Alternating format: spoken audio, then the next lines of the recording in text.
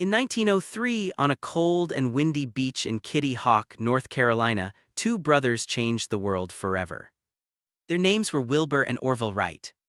They weren't scientists, they weren't rich, they owned a small bicycle shop in Dayton, Ohio. But they had a dream to make humans fly. That dream began in childhood. Their father once gave them a small toy helicopter made of cork and rubber bands. The moment it flew, the boys were amazed. Orville later said, "We didn't stop playing with it until it was broken into pieces." That little toy planted a big idea. If a toy could fly, why not a machine big enough for people?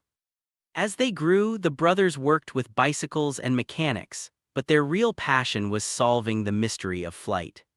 At the time, many people believed flying was impossible. Some inventors had tried and failed.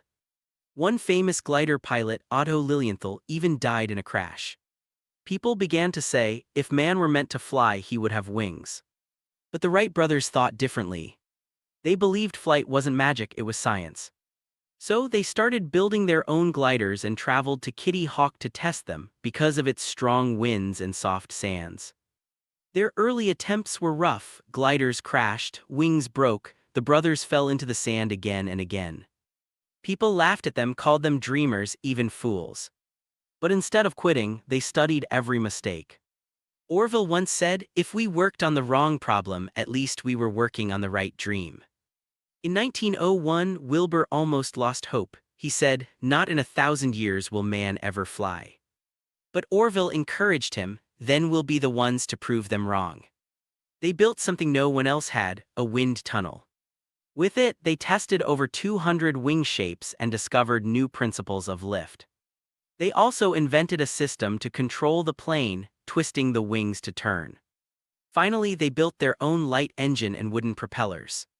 By December 1903, their machine was ready. They called it the Wright Flyer.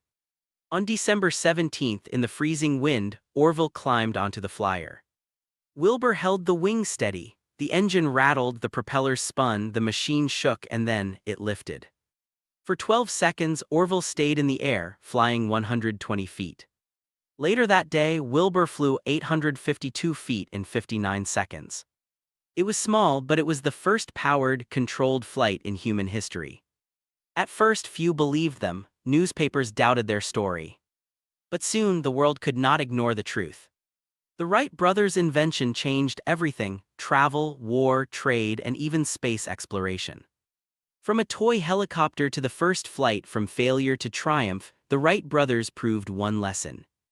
Dreams may look impossible until someone dares to try. And because two brothers refused to quit, humanity learned to fly, and the sky was never the limit.